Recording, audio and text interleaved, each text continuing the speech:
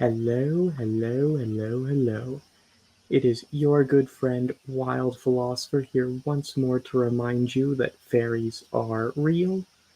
I have my friend Ryan with me here. We will be continuing our review of Hancock's Ancient Apocalypse, as our last stream went 2 hours on this topic without covering. I think we covered about 2/3 of what we wanted to talk about.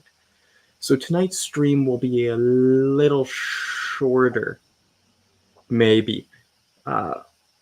We will mostly be going into Hancock's exegesis of ancient myth,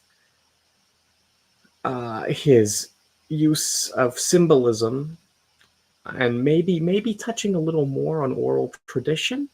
I'm just going to quickly apologize if anyone here is annoying whirring. My laptop, let's just say it's very much protesting its continued existence. That's the sound of the computer overheating. So yeah, sorry about annoying background noises. There is very little I can do there. So maybe adjust my noise suppression. I'd have to see if I can even figure that out. But yeah, Ryan, anything you wanted to say before we begin properly? I love you all. Other than that, no. Hashem. Yes. Alrighty. So last time we were here to do the to just give a speedy Gonzalez recap. We talked a little bit about the use. We talked about some of the technical problems with Hancock's arguments. I pointed out the extent to which a lot of these are consonant with modern archaeological methods, but not necessarily in a good way, like talk about gradualistic approaches to technology. We talked about, science's method versus science's conclusions, the value of imaginative exercises. We went into sacred spaces such as springs, caves, mountains, why temples are designed in the shape of mountains or pyramids. And no, it's not because they're easy to build that way. Hancock is correct about that point. And then we went into snake symbolism, chaos conf motifs, and the flood, which I think is probably a good jumping off point for our current continuation of the review. Because if you'll remember, we were highly critical of Hancock's reconstruction. Hancock correctly identifies that the serpent isn't, or that serpent imagery and flood imagery are extensively interwoven. Not universally so, but quite internationally. Hancock, however, thinks that serpents are what would you call it? What would be the exact wording he would use? He thinks they're actually meant to represent meteorites. But does he think they are symbols or metaphors or misunderstandings? Probably symbols. I think he uses it to allude to meteorological phenomenon as a kind of symbolic way of, like you see, a comet stream in the sky and you think, oh, serpents. And then you think once that comet hits Earth, there's a flood. So that there's the associated set of symbols there. Yes.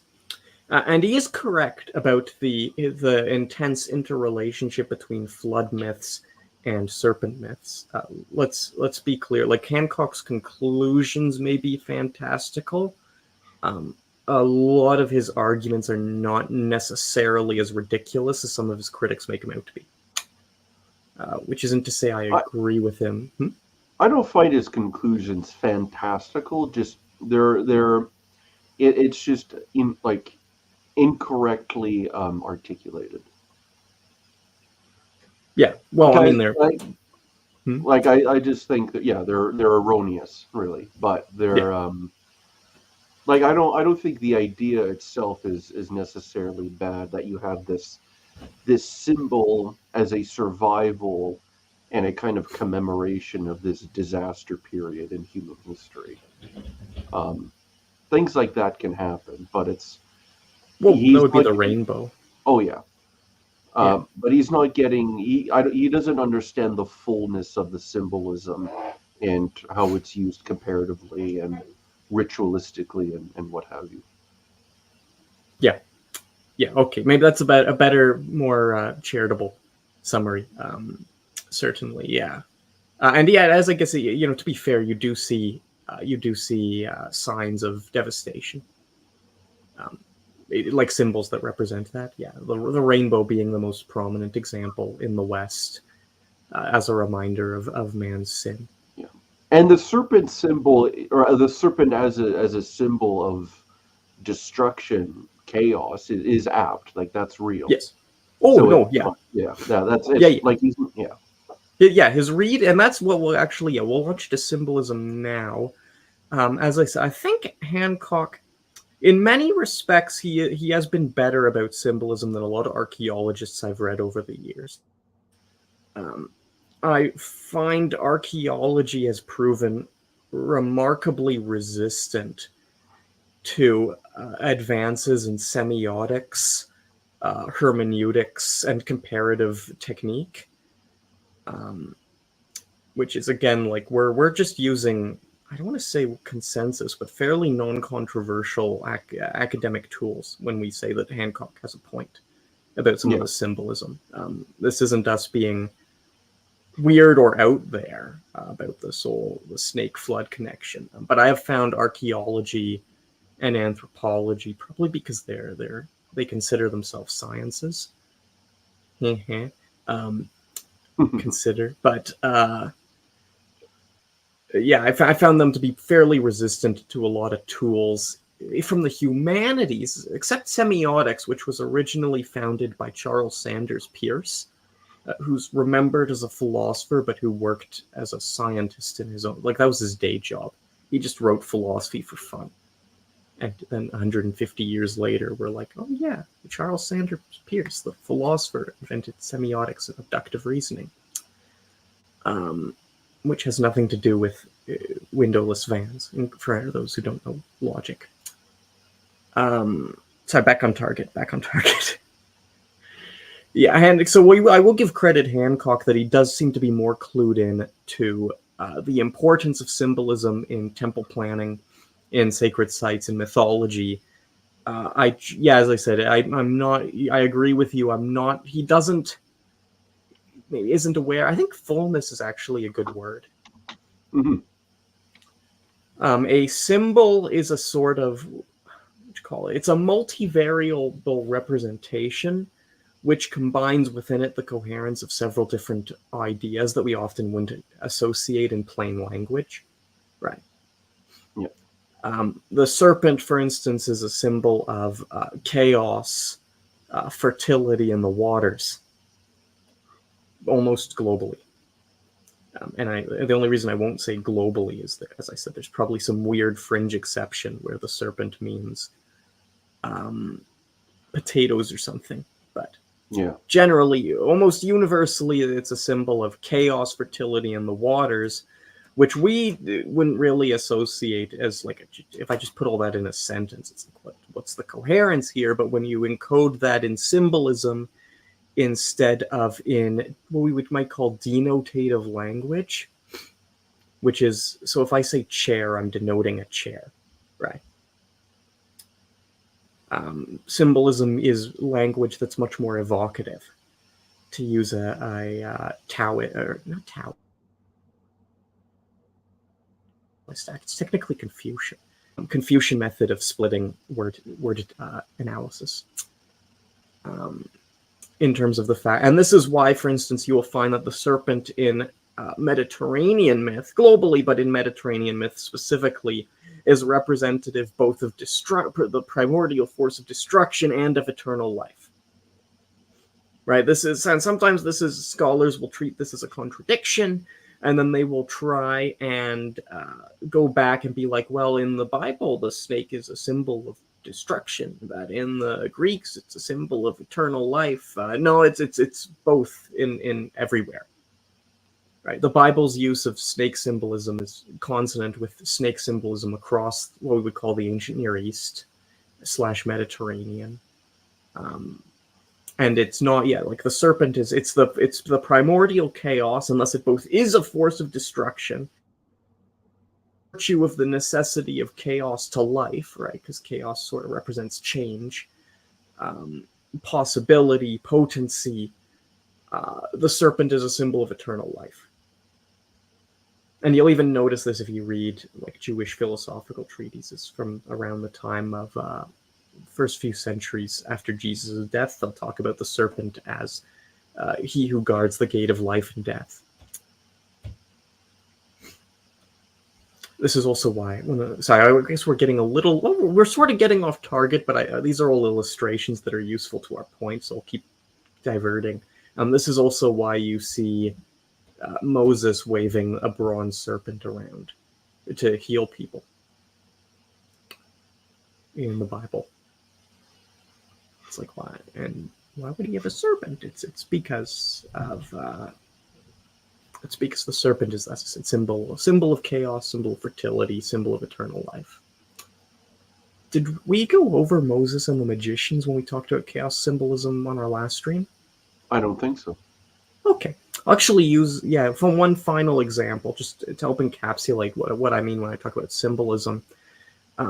So for those of you who have never read Exodus before, the short run of Exodus is the Egyptians are enslaving the Israelites, and they are oppressing them unduly. And it's that latter phrase that's important, because it's the undue use of force that's the Bible is really concerned with there, in terms of its discussion of labor. But God decides to send Moses to free the Israelites after appearing to Moses in a burning bush. And he gives Moses a staff, which ends up in the hands of Aaron. And he tells Moses, throw this staff on the ground, and it'll turn into a serpent.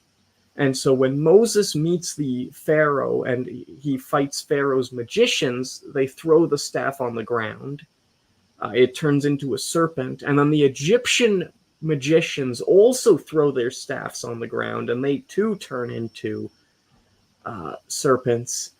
And then as Rick Riordan puts it in his, what was the Kane Chronicles?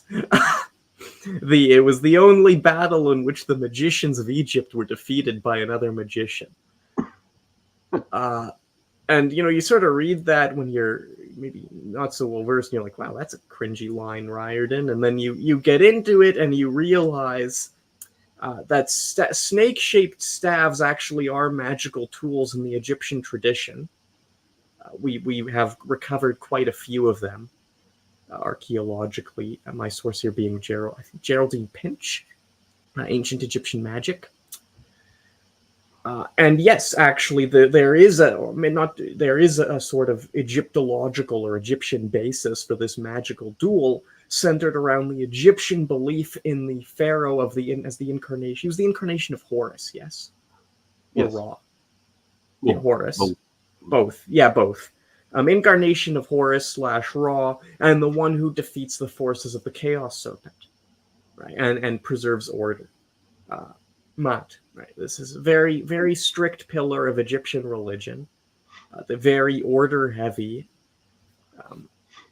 the truth heavy, and yet the priests lose to Moses, right? Why? Like, what is the purpose of this duel?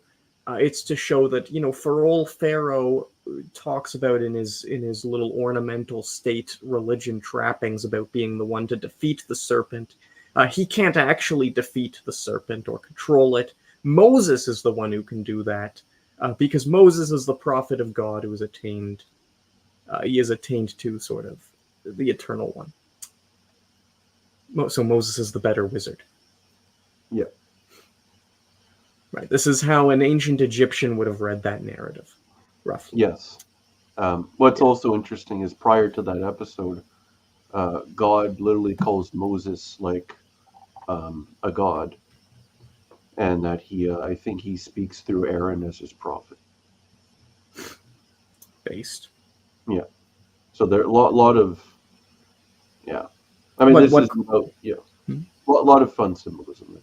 A lot of fun symbolism, a lot of what Christians would call theosis, or a Yes. lot of what points to what Christians would call theosis. To give a little, no, I'm not personally Christian, but to give a little Christian rendition of that passage.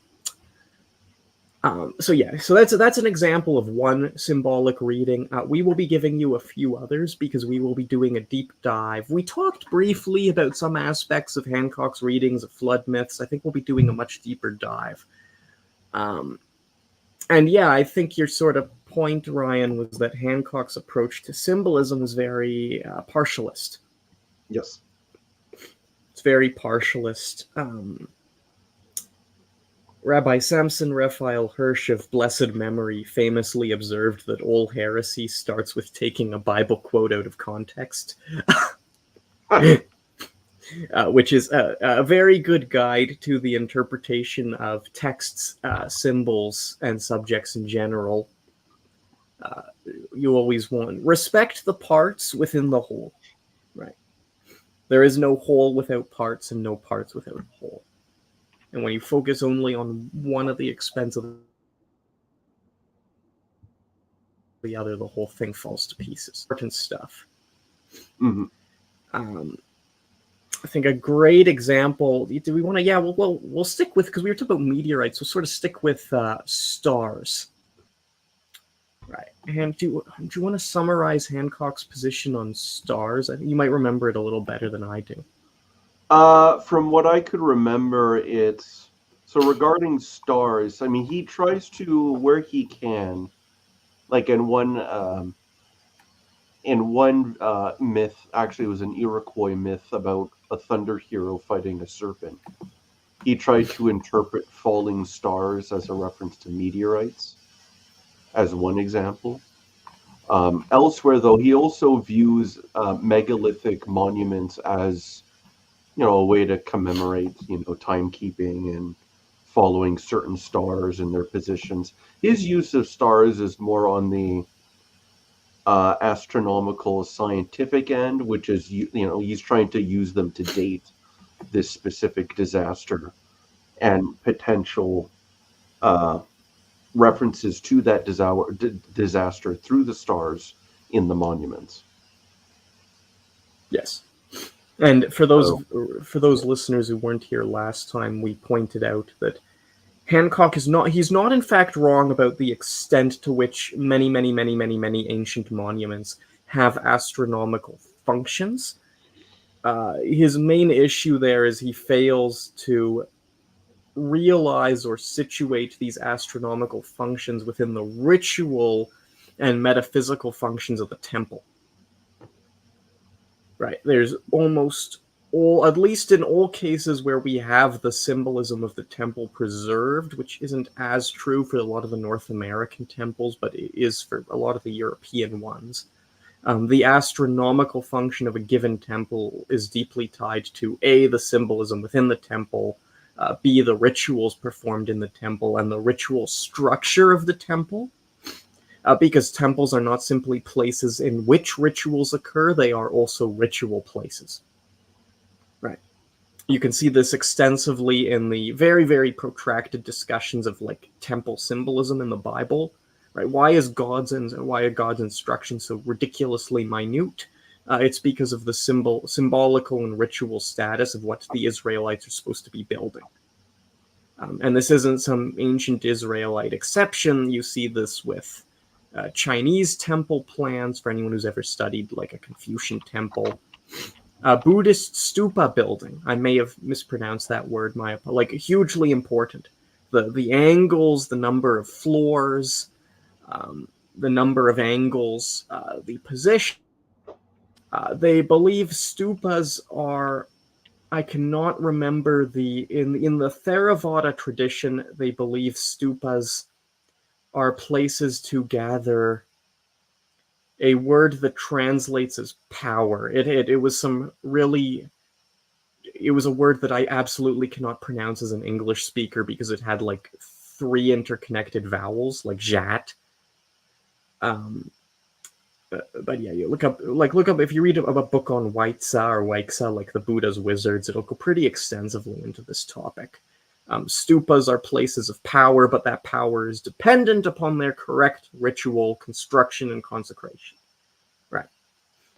And you see this in India, in China, in Greece. Like the symbolism, very, very important.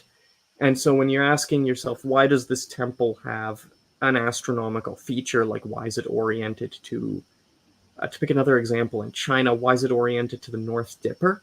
Or the North Star, sorry. The North Star in the Big Dipper. The answer is because of the religious symbolism of the North Star in Taoism, where it is either an incarnation or the embodiment of one or another supreme being. Should give one example. I could give several more. But yeah, if you ever wonder, like, if you ever read any actual Taoist religious text and you're like, gee, what's up with all this North Star stuff? That's why. And Yeah. then they'll. Yeah, sorry for cutting you off there. Oh no, sorry. I did want to get into the way actually he does use, and I'll have to be blunt here, misuses certain myths about culture heroes in order to make his case that they're like hyperbolized or exaggerated tales of survivors of this lost civilization, which over the time they became more and more deified or what have you. I dislike those kinds of views um, because they don't actually deal with the phenomenon of ritual and how these myths actually get approached in a ritual cultic context. Like he'll take certain myths about Osiris or the Apkallu or even Hawaiian. Well, the Hawaiian one, or not Hawaiian, but the Maori ones. Or no, the people who live on Easter Island. Their version of survivors. Yes. Um, I think actually there may have been a Maori one. I can't remember.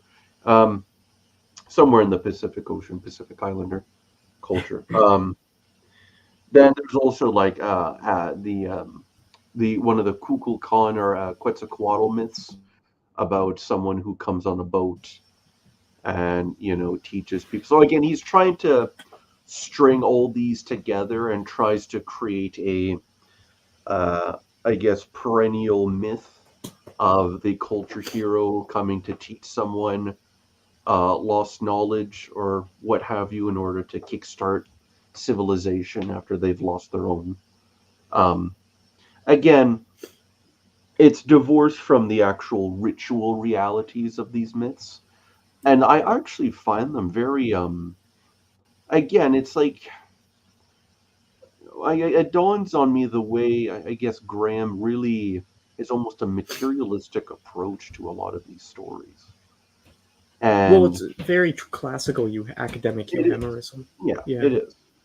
As a Uh, very, very consonant with a lot, like archaeology and astronomy, or not astronomy, anthropology, yes. which, as I said, do tend to retain a lot of Victorian postulates on the nature of science and how it operates that are just false. Yeah. Like we know, for instance, that euhemerism actually occurred very, very rarely. What did happen was usually the opposite. Right, there have been lots and lots and lots of cases, many across the globe, where scholars are by and large have been rationalists or inclined to rationalism throughout history took some myth and they said, well, that's irrational. This involves all sorts of weird supernatural things. And then they turned it into a bunch of humans. Yeah. Right. This happened with Wayland. that was his name, right? In Germany. Wayland who? Oh, Wayland The Wayland. one the Yes. Yeah. Yes, yeah, he was a god. I know more recent research has argued he was in fact originally a god, and then he was euhemerized. Um, a lot of the Chinese sage kings were all but certainly divinities before they were secularized and became usually by becoming somebody's ancestor, like Shangdi. I can think of a few other examples off the top of my head, but yeah, like Euhemer it's a bit of a hold fast that you get in some of the more so-called scientifically inclined fields and a lot of pop scholarship. Like if you guys look at the popular YouTube education channels, which by and large just look up academic consensus and present that, Yeah. you will get oodles and oodles and piles of euhemerism. Often with nowadays politically correct glosses that are just not true. They're not relevant. They're usually often falsifiable, if not false.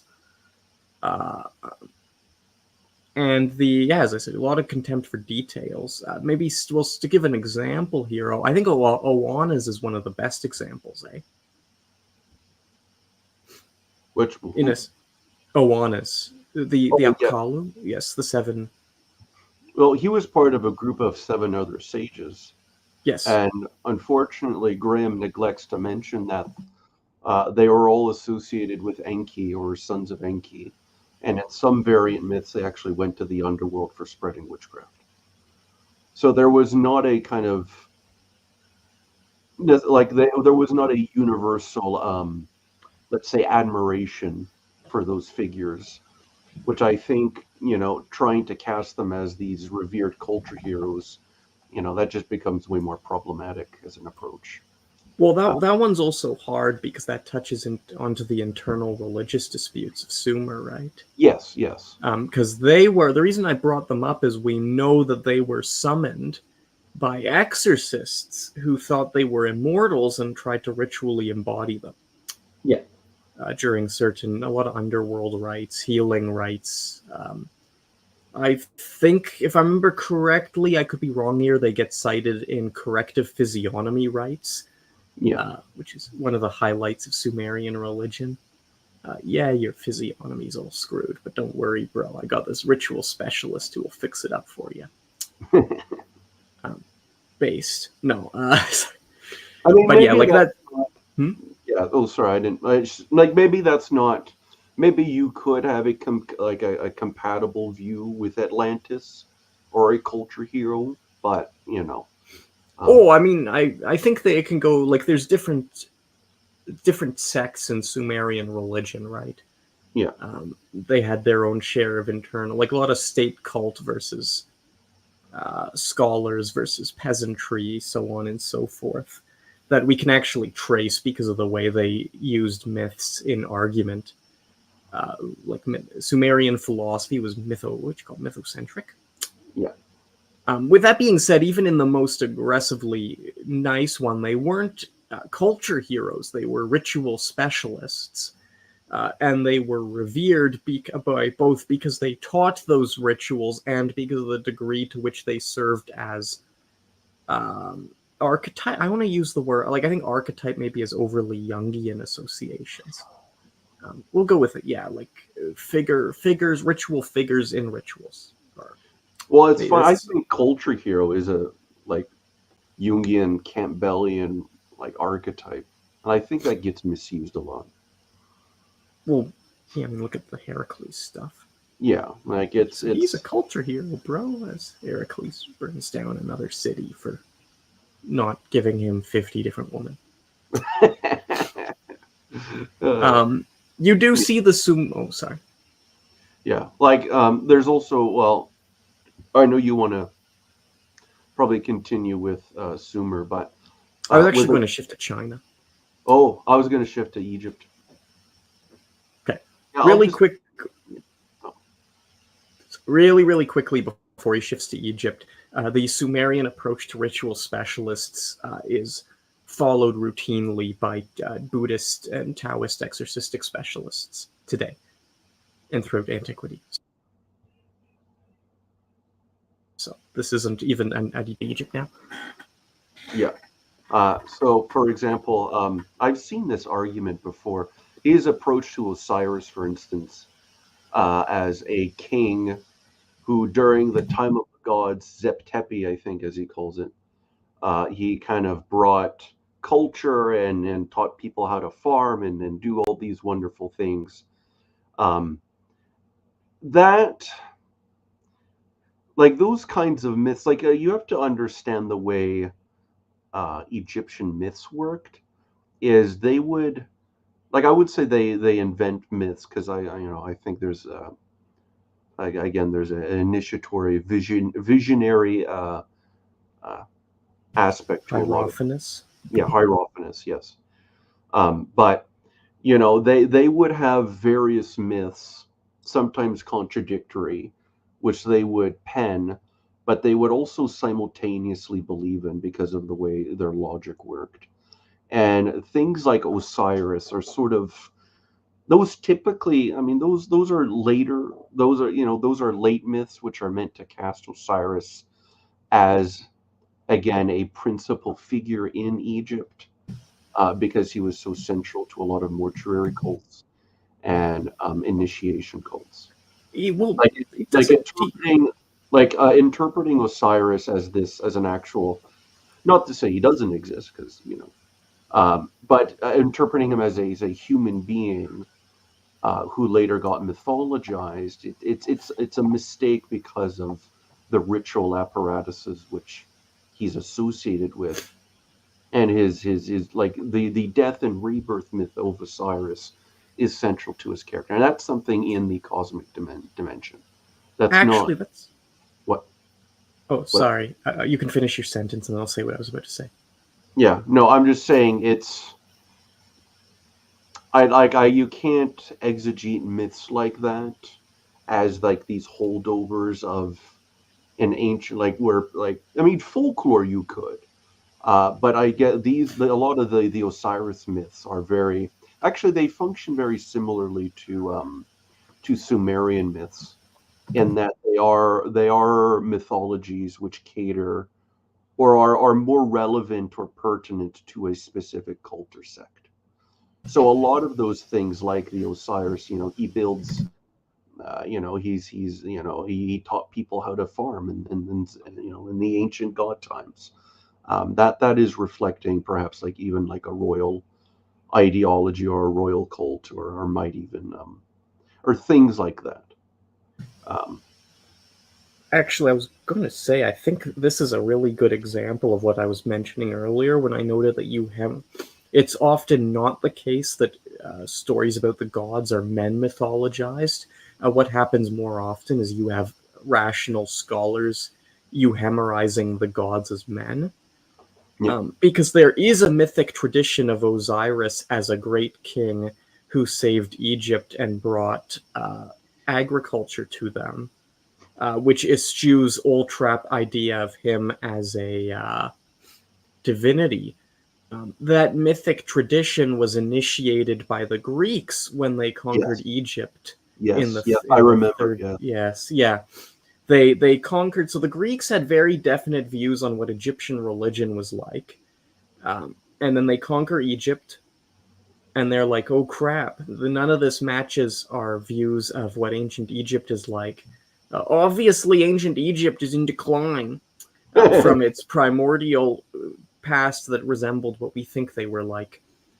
So they bring in ritual specialists to sort of fix the Egyptian temple system. My main citation for this, I want to say Solmson, Isis in the Roman world, or Isis among the Romans, one of the two. But they bring in this guy called Timotheus, who was a priest of the Eleusinian Mysteries, and they get him to fix Egyptian religion to fit Greek conceptions of Egyptian religion.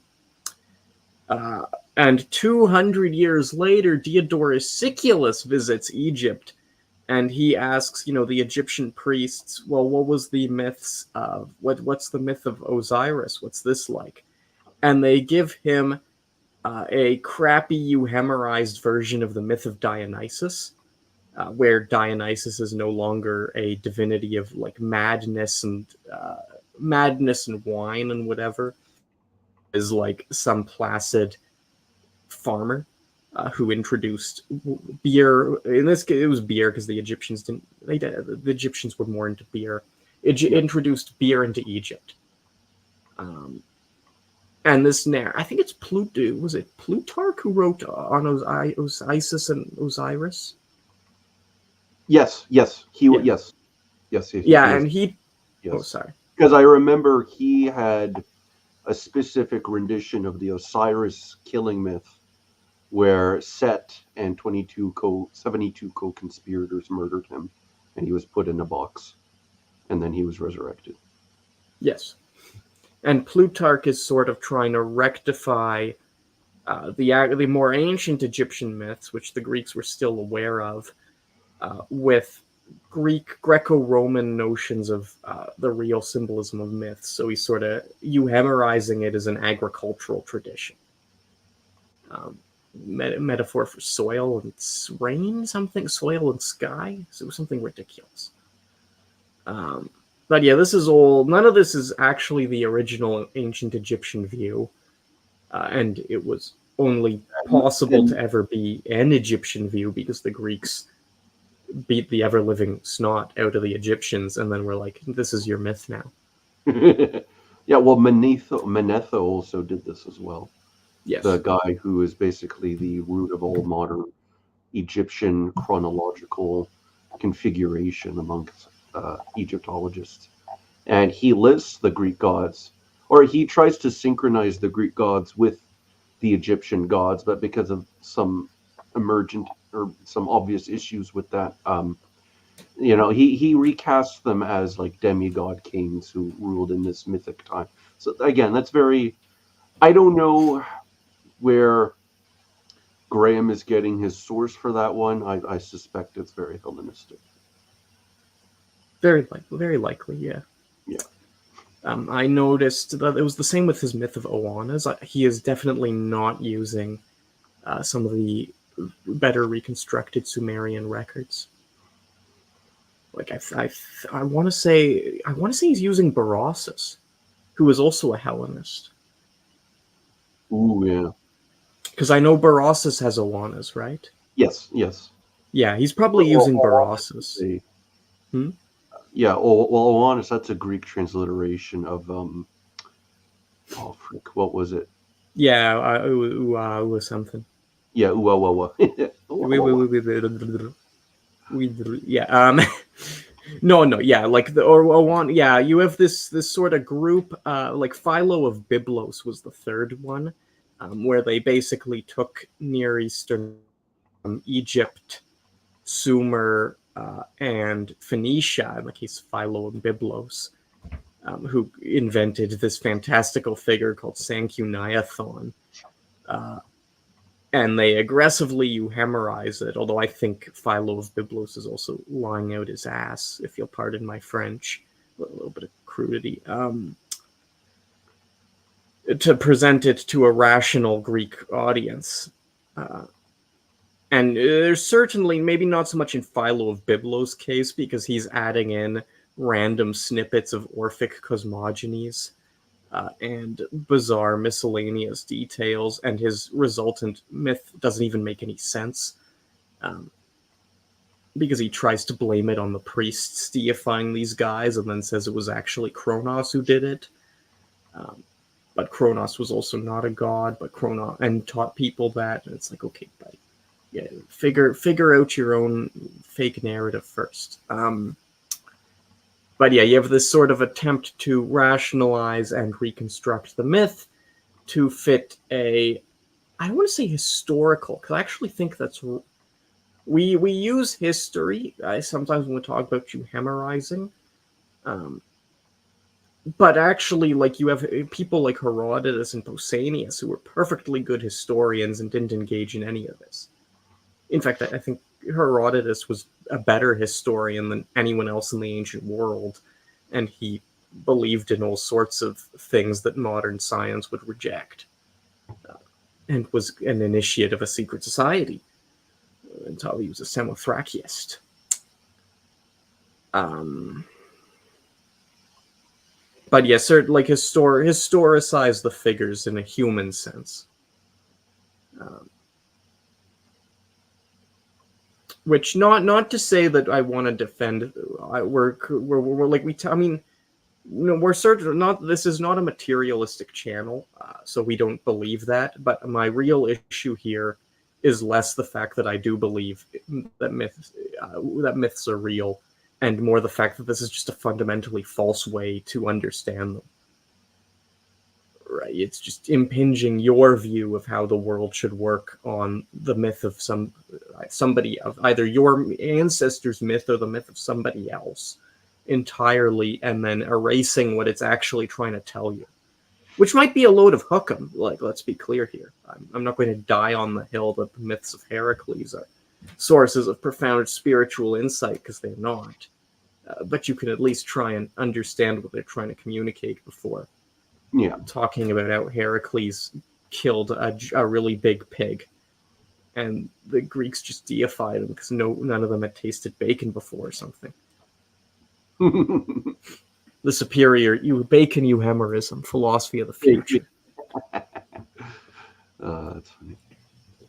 But no, yeah, actually, did not know that about culture here. But yeah, it's very good. Sorry, to return to our original sort of point here. This very consistent error in sort of, I want to say redaction, especially of the symbolic content in myths. Really, a lot of this is boiling down to he would be vastly better off if he'd studied semiotics. Yeah. Right. Semiotics, like hermeneutics, a little bit of comparative religion, maybe read some Paul Ricoeur. A lot of the errors we're pointing out would have been avoided. And he could still have dabbed on archaeologists. Oh, yes. Because they can't do this either. But, oh man, I'm trying to think of where I was trying to go with this point. Yeah, like really, really partial myths. I can't comment. Maybe you can comment on some of the Native American ones. I'm not as much an expert when it comes to Native religion. Yeah, I mean, neither am I. So the Aztec one, other people have pointed out it's kind of the same issue with the Aztec use of, again, like the Kukulkan myth. There's a big controversy over the description of some of these figures, these divine figures, as white, and how modern academics sort of knee-jerk to that and insist that it's all like colonial propaganda. I think that's absurd. I don't agree with that. So I'm kind of with Graham on that. I still remember when they cried about the Congo. The Congolese also think that the ancestor spirits are white, and academics were arguing for decades and decades that this is just colonialism. They were idealizing their white blah blah blah, like blah blah blah blah, and then they trip over Congolese, which I want to call them murals, drawings of the spirit world. That predate the arrival of any Europeans in the Congo, and all the ancestor spirits there are white. No. So yeah, that one died. That one died, and it was like, yeah, so that's not true. Yeah, no, because you actually see a lot of references to white figures, white supernatural figures in a lot of indigenous mythology. And that's not because of white colonialism or supremacy or whatever.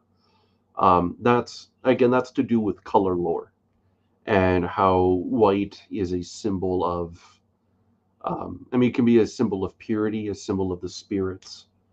That is a very, you see that actually in Maori folklore, in Filipino folklore, and you do see it amongst indigenous folklore.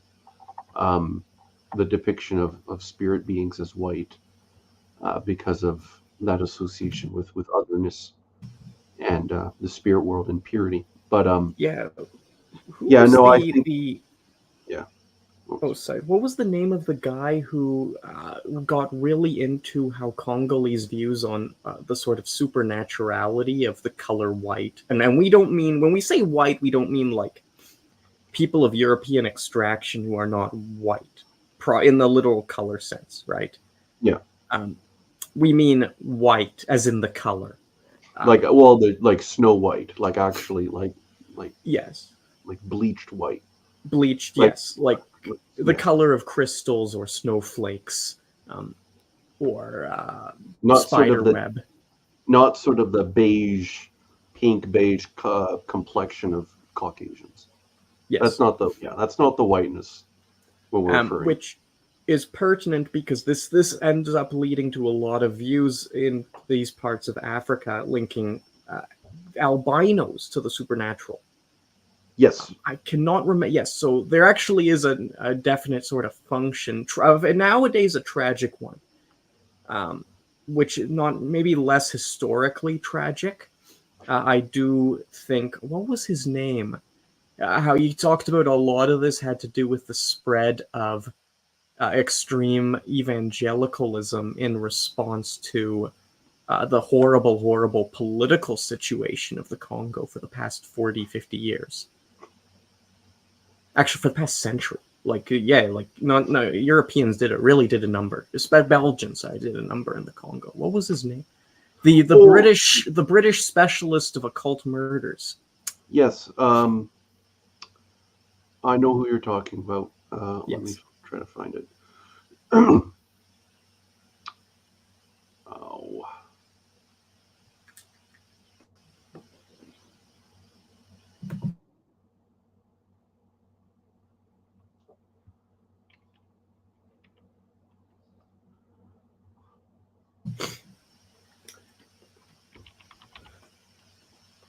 While he's Richard doing that, Hoskins. Richard, huh? Richard Hoskins. Richard Hoskins. Okay, yeah, Yes. he did a lot of research on how some of these beliefs have permutated nowadays as a result of some very tragic ongoing crises in that part of the world. Maybe result in our time. Um, but back on target. Yeah. So you do see that with sort of. Sorry, you were actually talking. That was a diversion because you were talking about Aztec Kukulkan. Yeah. So for like similar reasons, Kukulkan, um, like I actually I accept the version of the myth as relayed by, I guess, settler colonial writers. It is, I accept that he is the natives did probably believe he was white, but that's not because he's a white man, but because he's a white spirit. Spirit beings are the color, do have that color as we were talking about. And you do see variations or I guess permutations of, I mean, well, maybe not really permutations of that specific myth where he comes riding on a boat to Mexico and he's like, "Hey, I got gifts for you." But there are creation myths that do involve like Kukulkan, um, that have him playing music to create the world. And so he is very much cast in this godlike figure, or as a godlike figure, because he was conceived as a deity. That's just the ritual phenomenology, religious phenomenology of these peoples. It's a deity figure.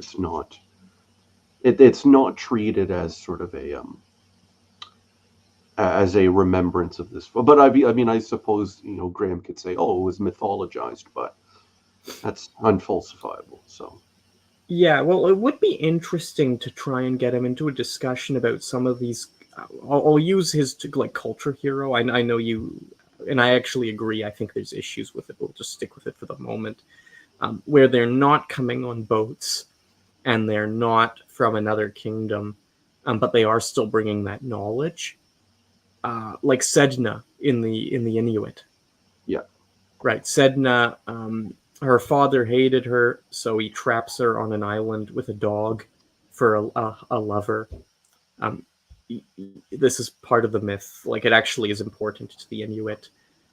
And I'm trying. There's several different renditions because, of course, the Inuit live across a very geographically diverse area, and have done so for hundreds and hundreds of years.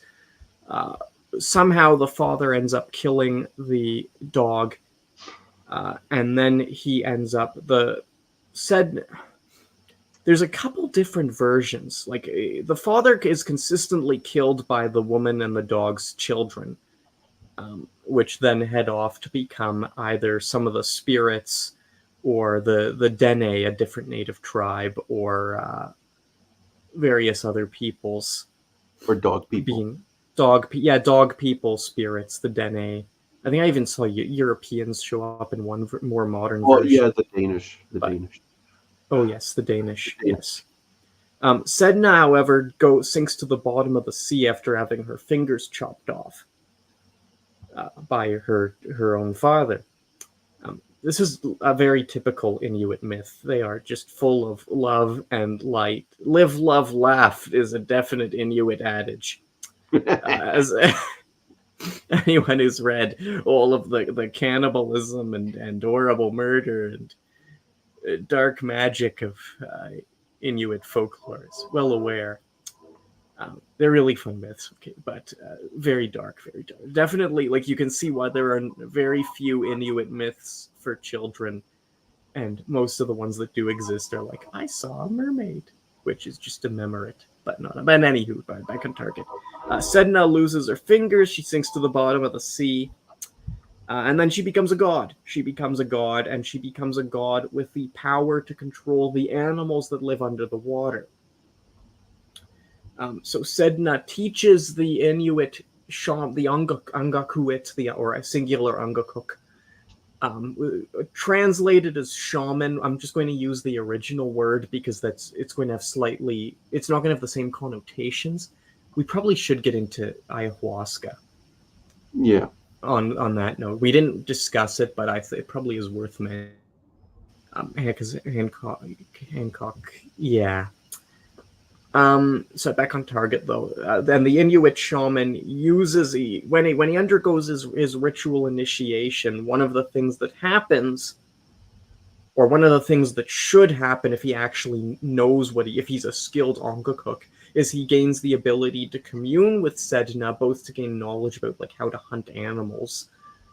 Remembering here that you cannot grow plants on the permafrost of the Canadian Arctic, and thus it was literally life and death if you could hunt in the Inuit.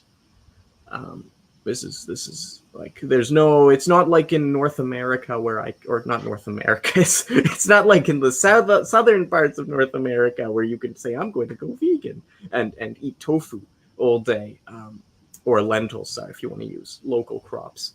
You try that in the Arctic and you die. Even nowadays, it's still mostly hunting. So yeah, you would use this connection to Sedna to help the Inuit find salmon and seals and all the other good stuff that were essentials for survival, as I said. And if they were missing, the Inuit the Ungakuk would have to propitiate Sedna. Usually, he combed her hair? Something about he had to go down and help her with something. Yeah. I think it was hair combing. Yeah. Could be wrong. Could also change depending on group to group. Because again, it's the ritual hierophany that's the important part of the myth here, rather than the strict text. And I think Sedna is very much I want to say culture hero, because maybe that has the wrong connotations, but she is in that sort of same setting of agricultural or hunting divinities. as, say, Kukulkan and Owana's, whatever his real name is. And there's a Japanese mountain, deified mountain prophet in Shugendo, whose name I cannot remember because it's been a while. But he was the ritual specialist of the Shugendo religion. Same thing I talked about earlier when I discussed Sumerian ritual specialists. And he was a real person, actually. He was I want to say 8th century? 8th century priest probably of Buddhist extraction, who was believed to have undergone, I'm going to use deification, which isn't the best term in a Japanese context, but that's the word I'll go with, upon his death. Right, God, and he is the god of the mountains / the ritual specialists of the mountain faith. Do you mind if I skedoodle for 2 minutes and then we continue this? Sure. I have to grab something. Yeah. All right. We will take a 2 minute. We'll restart 10:10. Yeah. Or in 3 minutes.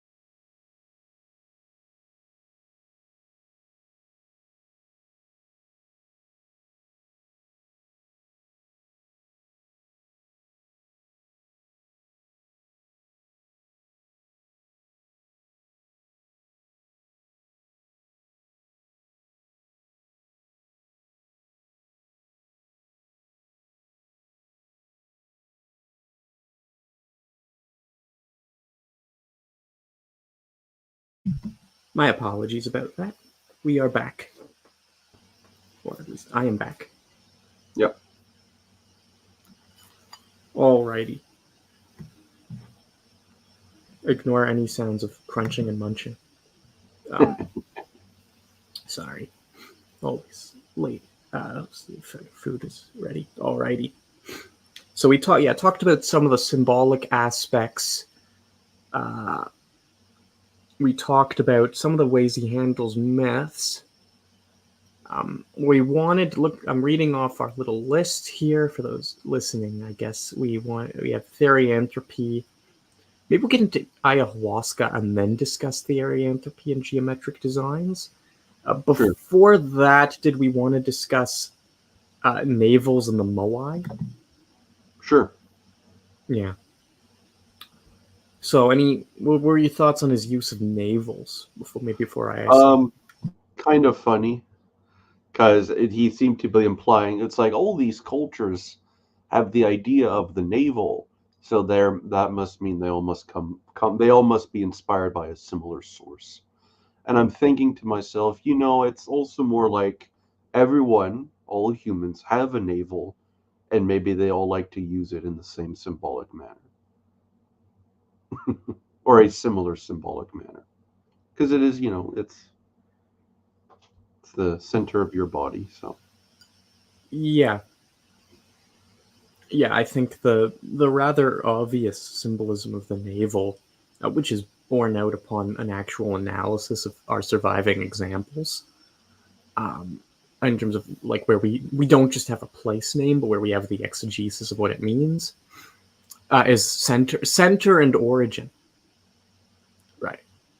The navel is both. I mean, like it is both the origin of the human being because this is basic this is, or at least ancient embryology, right? Is the human grows out of the navel,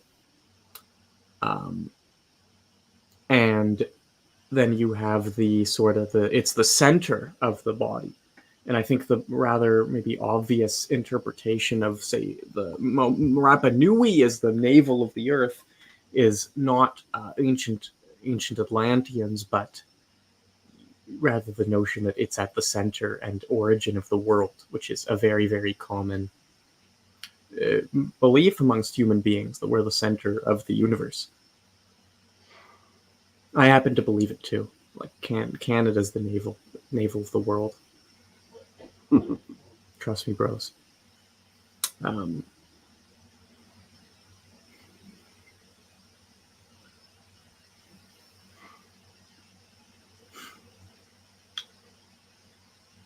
But yeah, what was it? Sorry. Like I that one to me, it was just so hilarious. I felt we sort of had to comment on it because he's like, "What's up with all this naval symbolism?" And it's like, well, it's like what same with all the babies, right? A lot of baby fetus child imagery in religion. Any Christian listeners should be well aware of that, right? Except ye be as children, ye shall not enter the kingdom of heaven. The relevance being to childlike innocence rather than being really stupid and immature, as is sometimes falsely construed. You got the same sort of views in Taoism, shamanism, Siberian shamanism. Sorry for context. very Judaism. very focal. Yeah. Well, yeah, very consistent, but it's just the obvious. It's not that like Jesus is in touch with ancient Siberian shamans and like powerful Buddhist priests. It's the obvious symbolism of the childlike, right? Based upon anyone who has interacted with kids for more than 5 minutes.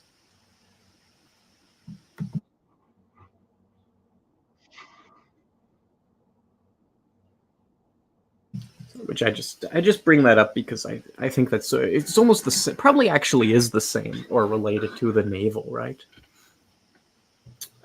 When you get to the microcosm macrocosm stuff in a lot of ancient cultures. I don't know what your thoughts are on that. Oh, no, sorry, could you repeat that? It cut out for me.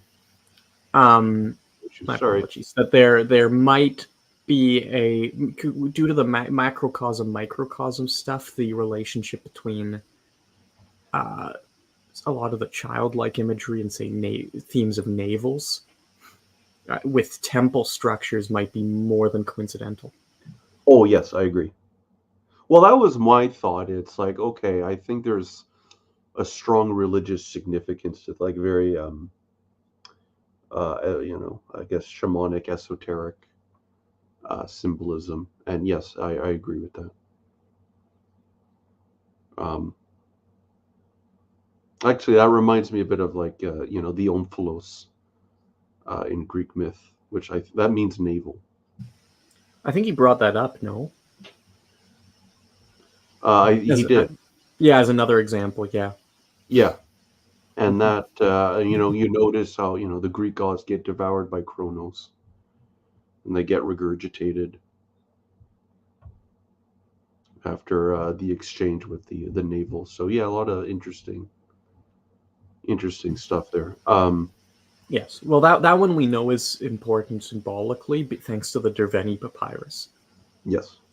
Which, for those who don't know, the Derveni papyrus is the oldest manuscript from Europe.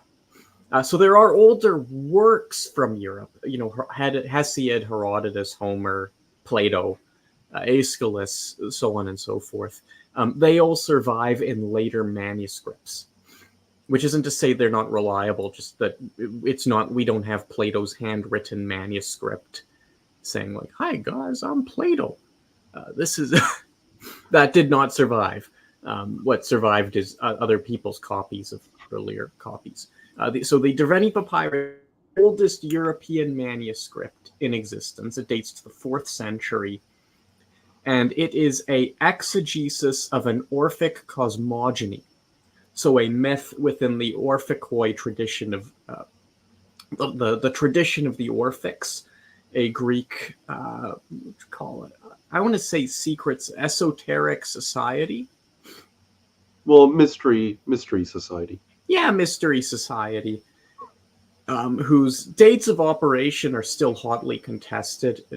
At least the starting in the 6th century BC, maybe a couple centuries earlier, and then either continuing until the 1st century BC or to the 6th century AD. Depending on how you choose to interpret later Orphic texts.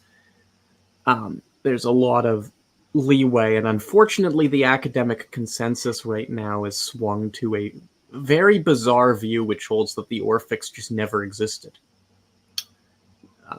which is all but certainly false for dozens and dozens of reasons. But I will not get into that because it's completely peripheral to our discussion. The Derveni Papyrus it's this commentary on a cosmogony.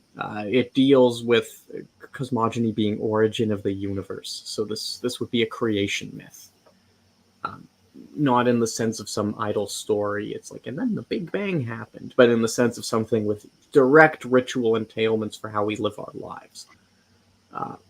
Which for those of us with a biblical bent should be how we're interpreting Genesis, but I'll leave that aside for the moment. Orphic cosmogony, and it talks about the meanings, slightly rationalizing, not as rationalizing as current academic views would have it. Cough, cough, Richard. This is a Protestant Reformation Janko. Thank you for that commentary. But, yes, slightly rationalizing, but it does talk pretty extensively about the symbolic meaning of consuming the gods in a Greek ritual context. So when you get to some of the stories like that, these aren't just peripheral details. These have direct meanings for the Greek ritual practitioner of antiquity.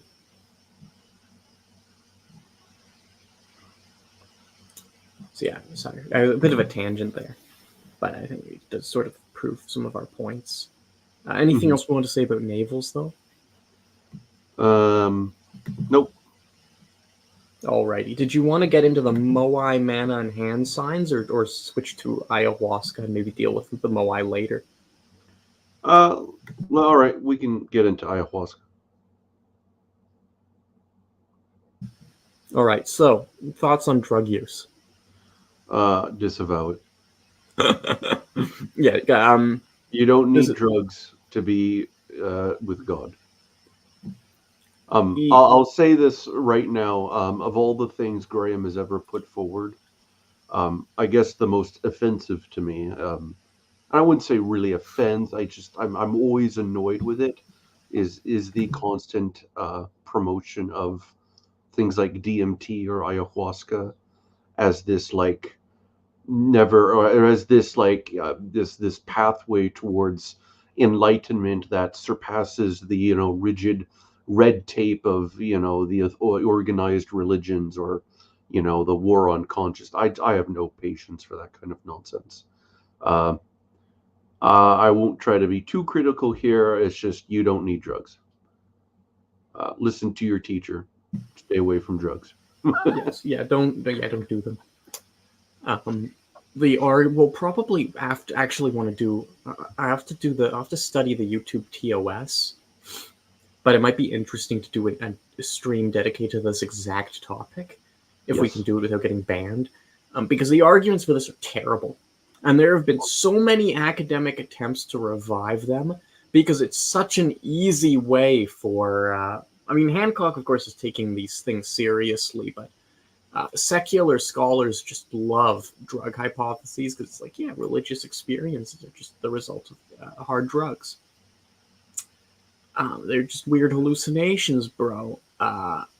Which is why you see that the theories of Carl A.P. Ruck, a awful historian, like he's such an awful historian, my lord, are now making a major comeback with endorsement. Like one of his followers, Brian Murarescu, has had endorsements from every major American media outlet, Jordan Peterson and Deepak Chopra.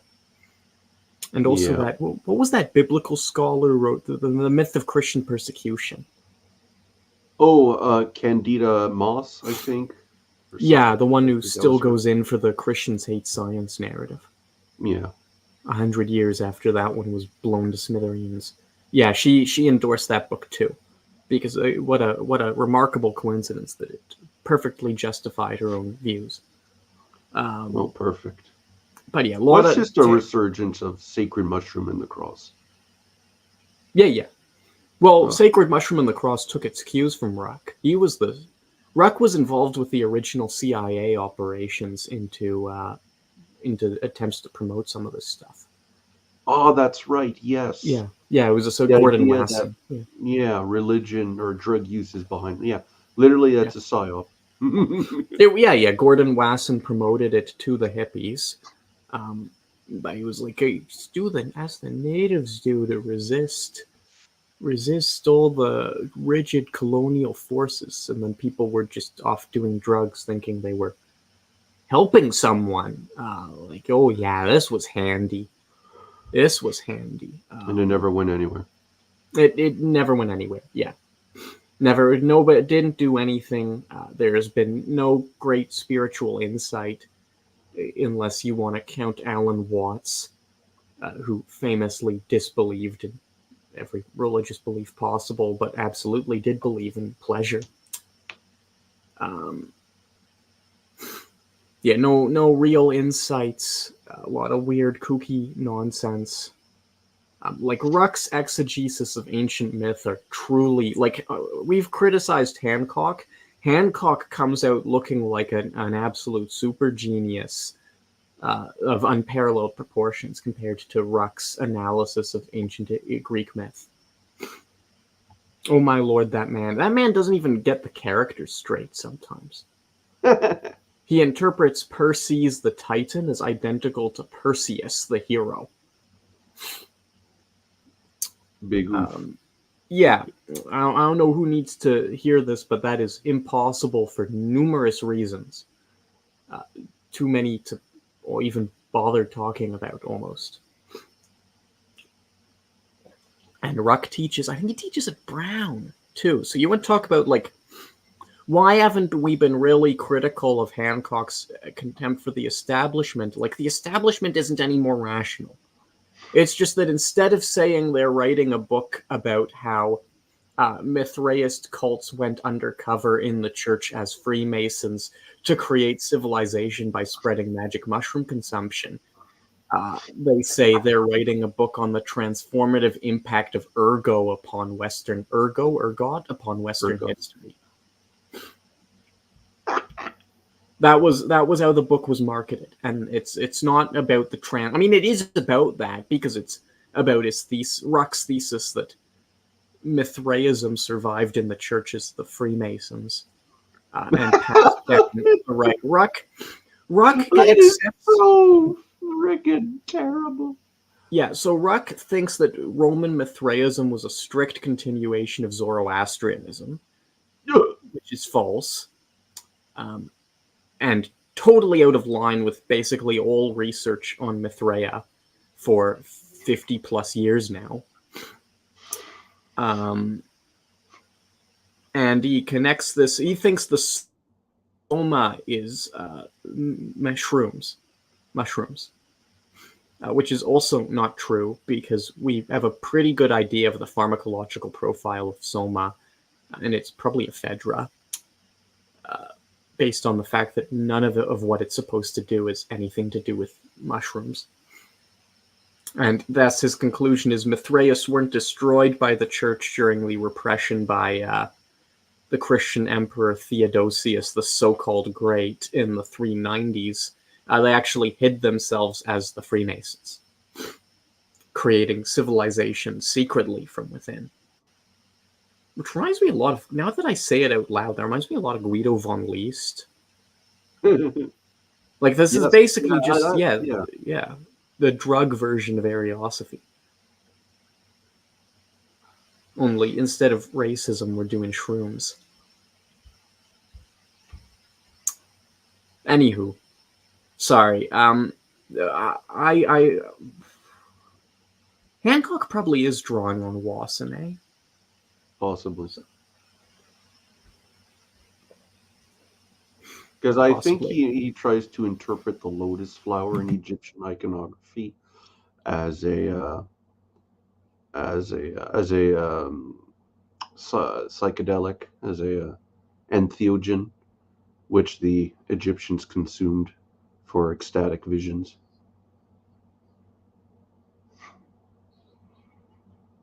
Yeah, the blue lotus, he said. Yeah. That's a new one. I haven't heard that one before. So that one was a new claim to me. Or if I have heard it, I blotted it out of my mind because it was so awful and I hated it.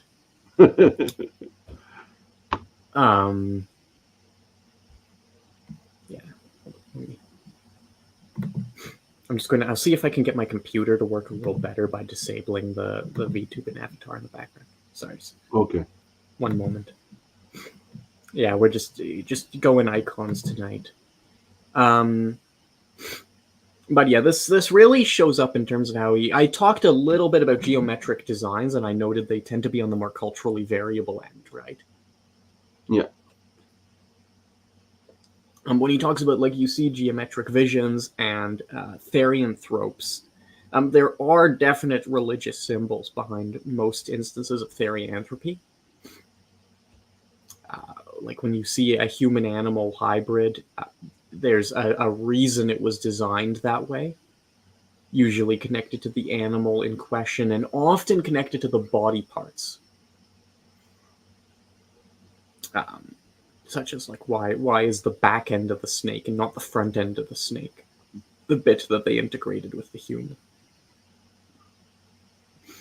Sometimes, of course, there is no mystical or religious significance per se. Like, I suspect I know why echidna has the lower body of a snake and not the upper body of one, and that has to do a great deal with the Heracles echidna myth in Herodotus. You know what I'm talking about, Ryan. Oh, yes, yes. Well, how else are you gonna, be aroused? Yeah. Monster girls, going back 2,500 years. Yeah. Reject modernity, which is dating a real woman. Return to tradition. Snack. No. We do not endorse any illegal actions on this channel. But if you do find a monster girl, no, I'm kidding. Alrighty. Yeah, like, there is definite symbols to therianthropy. Hancock zeroes in on ayahuasca. If you would like to entertain secular hypotheses, you could also just look at dreams. Right. Most of these cultures, like, they'll believe in the visionary powers of dreams. Many of our dreams do not, like, as in the ancient dream, like to use Greek dream terms, all the stoicheia or elements are mixed up in dreams, right? Yeah. It's why you can have talking pigs and flying men, like, and so visionary dreams are very different from normal dreams qualitatively. But assuming for the moment that people conflate them, like that offers a much better hypothesis for why so many of these creatures and designs look dreamlike, right? And not necessarily like, and much better because it actually matches a lot of experience. A lot of temple building and religion founding and just general human activity has to do with dreams. I mean, the most famous modern example is the discovery of benzene, eh? Mm-hmm. He discovered that in a dream when he saw the molecules dancing around his head, which is rather obviously something that does not happen in real life. In real life, sorry. But you see how this has survived as an image in the popular scientific imagination. And so you can talk about that when it comes to dreams. There's certainly other explanations that are just as bad. I mentioned symbolism. Of course, if these creatures are real, then that's an explanation all on its own. Right? Yep. Why did they depict it as half human, half animal? Well, if it really is half human, half animal, like that's another explanation. And they do exist in mythology, just so you know. Like beyond, like going beyond the iconography, they do exist in oral, legendary traditions. So even if you're not partial to believing them, they are there. Yeah. Well, even they show up in modern day paranormal folklore. Yeah. El Chupacabra, Mothman. What was this? I've heard recently about Owlman for the first time. Oh, Owlman goes back. He goes back. Yeah, I didn't. Funnily enough, I had not heard of him before a couple days ago. Oh. Yeah, or I had, but he hadn't made much impression. But yeah, like you do have modern, like this tradition very much has continued in our own time period. Right. And unless you're consigned to one of the more bizarre skeptical stances that everyone's lying, this clearly does mean that at least some people are seeing therianthropes in real life, even if they do not exist.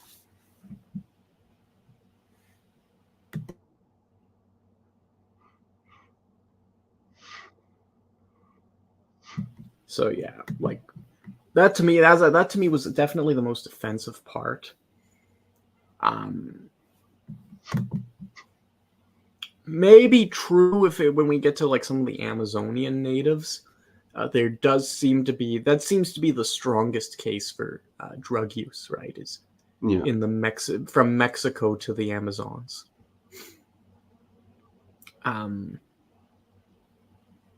Like I know it's pretty unambiguous that the Aztecs were consuming hallucinogenic toads when they heard the gods tell them they needed to do human sacrifice. And drug and alcohol too. Like they were, and I think there was another. I think there is evidence they were also on shrooms, in their case. So yeah, definitely some reliable info from the divine there. Certainly one of the better arguments. I jest. Yeah, long-term use of drugs seems to point to human sacrifice, huh? Wonder why.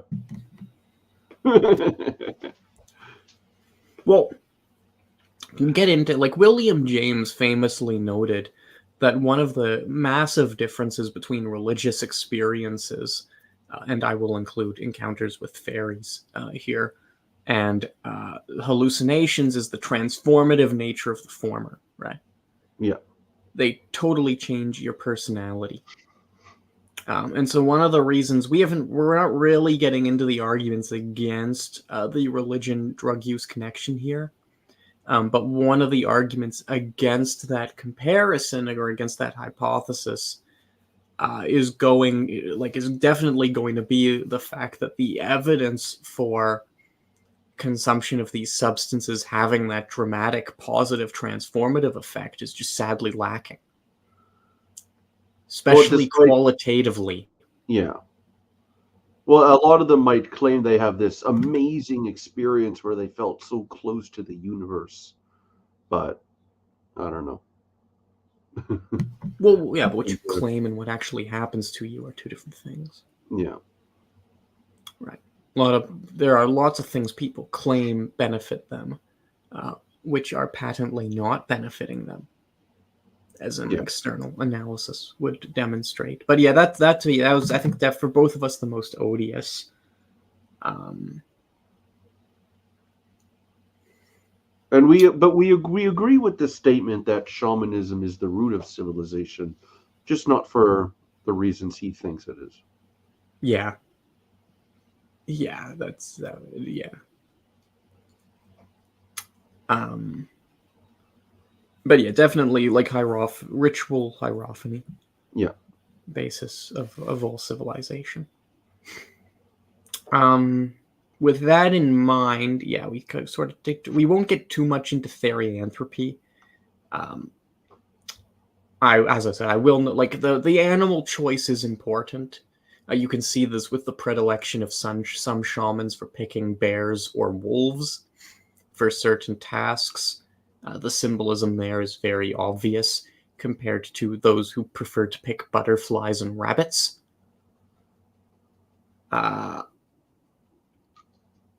So, and here I'm referring to the belief that you can turn into an animal in spirit form, which is intimately connected to shamanism. Yes. Maybe not.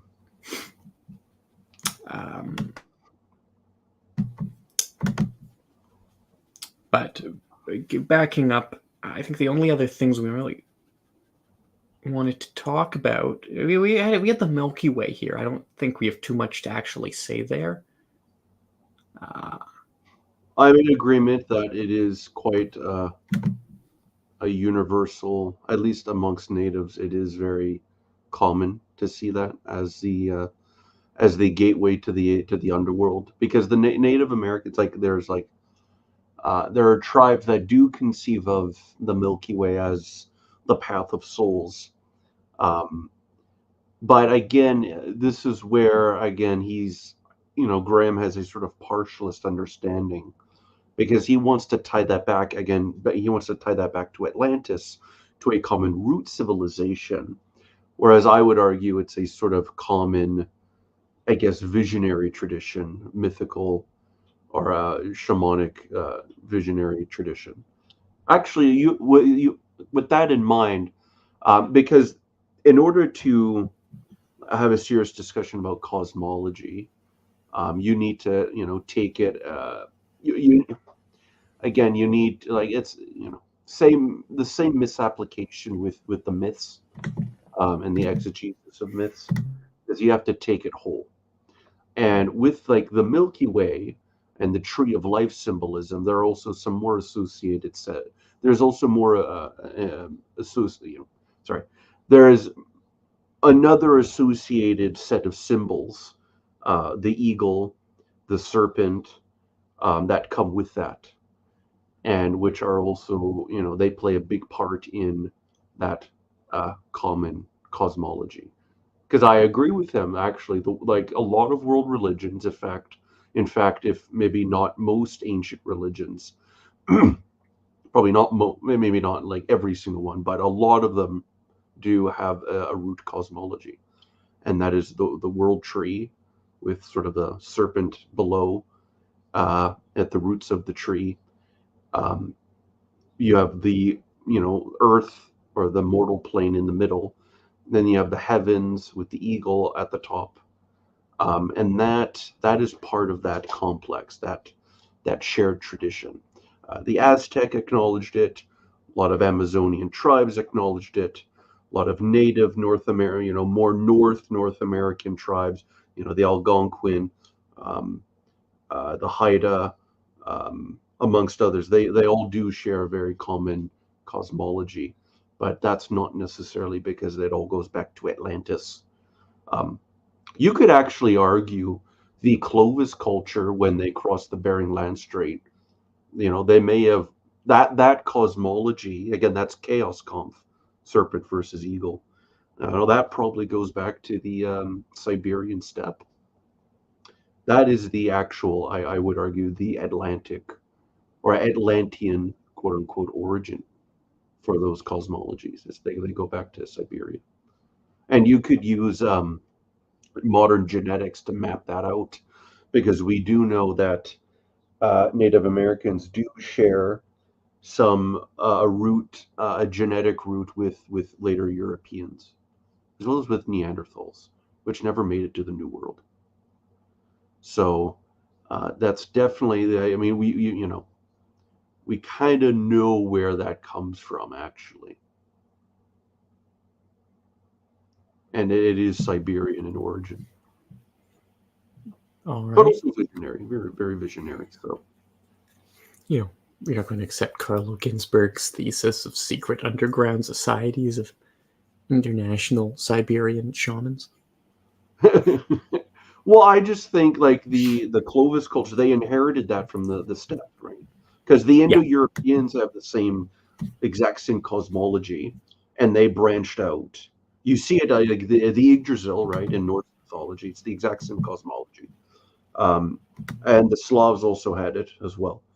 And it branches out through Europe from, whatever part of the steppe they're from. And yeah, Clovis probably did have that as well. So I would say it's actually like proto-Indo-European, and just goes back to that steppe region. So it's unnecessary to posit Atlantis in that context. Yeah. So you wanted to get into Moai statues? Yeah, we can end. Last topic. Okay. I think we managed to get ourselves kicked off the algorithm anyways with the ayahuasca. Oh. Because there have been almost nobody watching except for me for the last 40 minutes. And yes, I think we got to that topic, and YouTube was like, "Oh, it's naughty stuff." Boot. But yeah, back so, and we'll just do the Moai, and yeah. So he notes that the Moai are connected to Mana, which is sort of I was talking about temple complexes and ritual items and their connection to. I want to say sources like what we would call power, in the sense of some spiritual force. Yeah, or which authority. Can be authority. Yeah, spiritual force or authority, which can be marshaled in people, places, or things through correctly performed ritual observance / other stuff, depending on the culture. I did actually really appreciate his discussion of how they're not really Moai, because the Moai is the name for them before they've been consecrated, and once they've been consecrated and have Mana present within them, they're now something else. That was fascinating. Definitely more accurate, at least in terms of the sort of Indo-Pacific religious traditions. Mm-hmm. So that is not some weird. I mean, he got that from a native interlocutor, so I'm not going to accuse the guy of being false, but that is definitely a more traditional view, because you see that across Oceania. Yes. Which would tend against ancient Peruvians. Well, I shouldn't say that because I don't know. The Incas are a bit of a black hole for me. I know very little about them, so I can't say they did not. There were not similar beliefs amongst the Quechua peoples.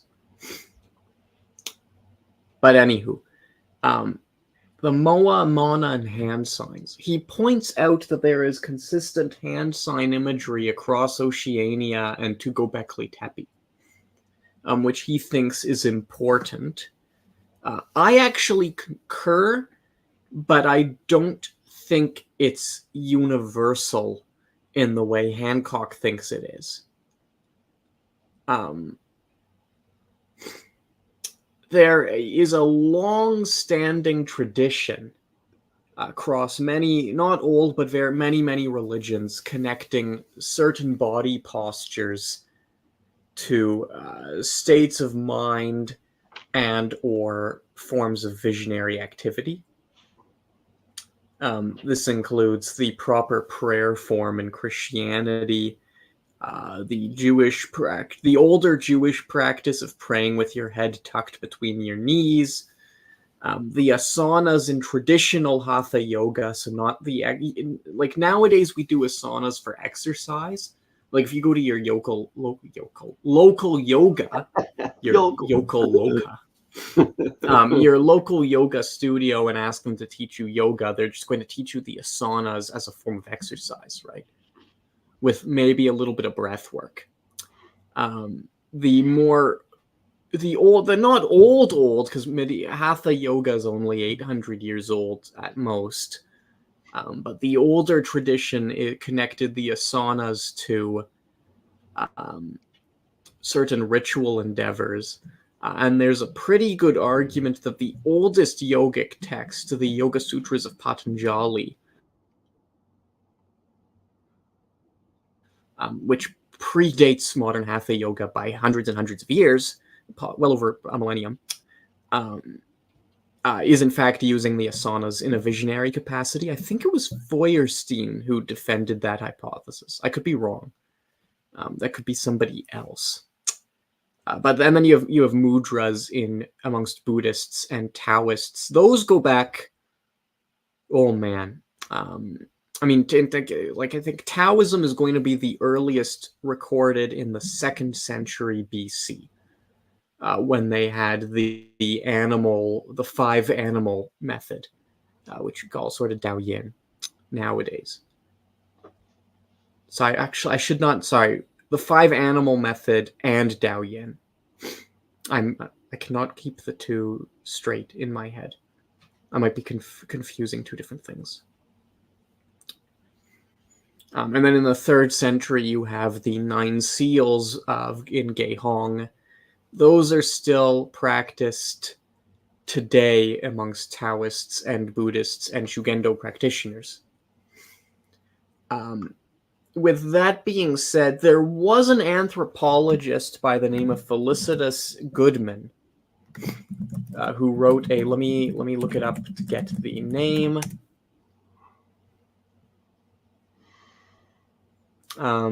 Where Spirits Ride the Winds.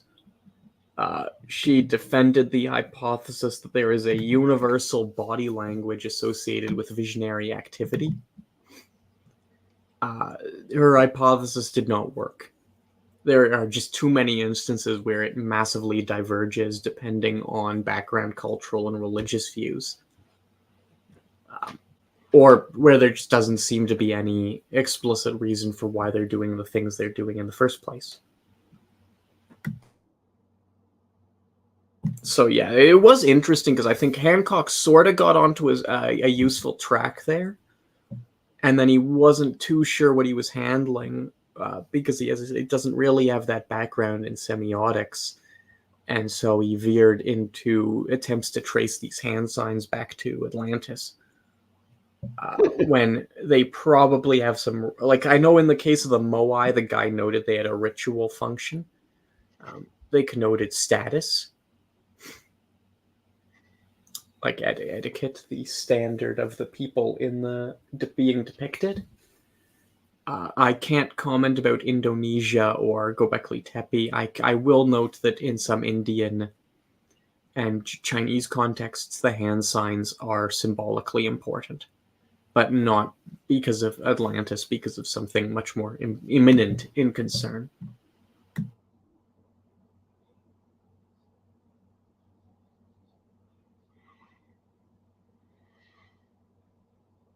So yeah, I don't know if you have anything else you want to.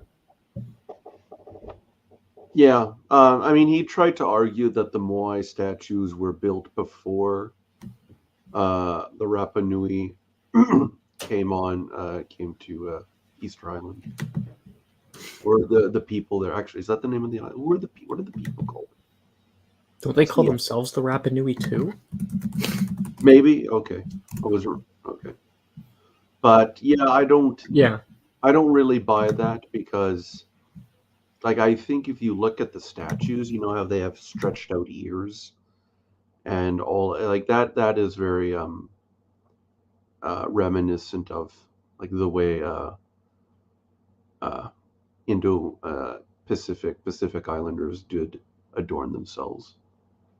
So that is definitely a mark of their culture, and I don't. Yeah, I mean he's citing Thor Heyerdahl, right? Oh yes, Who was very insistent on some Peruvian, and I will say I actually do think there probably was transmission between Rapa Nui and Peru. I actually think there's now reasonably good archaeological evidence to support Heyerdahl's view. I just don't think they came from Peru. That to me is false. did he suggest that though? Heyerdahl thought the Rapa Nui people were Peruvian. Well, I'm talking about Graham though. Hancock did. He endorsed Heyerdahl. Well, he endorsed a modified version of Heyerdahl, which is probably more in line with modern genetics, which affirms that the Rapa Nui are Rapa Nui and not Peruvian. He proposed that the Rapa Nui arrived and when there were still ancient Peruvians on the island. Okay. Or, I mean, he considered a couple different hypotheses. He did seem to also consider that they arrived after and just took over the statues. Well, that's what I was getting. Yeah, I mean, I think both views are false. Like the view that either the view that they met Peruvians or the view that the Peruvians died off beforehand. I don't think there's evidence to support either. But as I said, that had to do with we sort of dealt with that implicitly when we talked about some of the way he handles technology last time.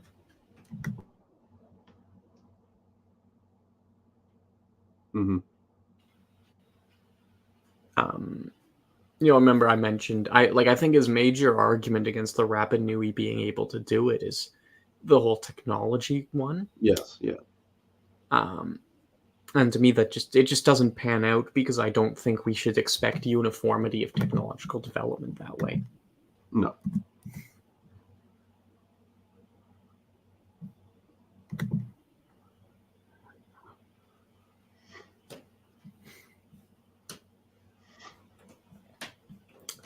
But yeah, anything else we wanted to talk about to bring up?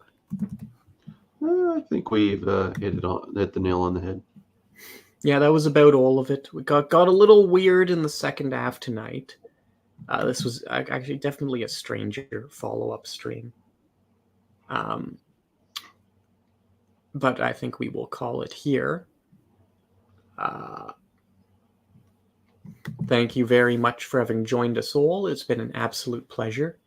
Have a wonderful evening, and always remember that fairies are real. Have a good night. Good night, everybody. Yeah.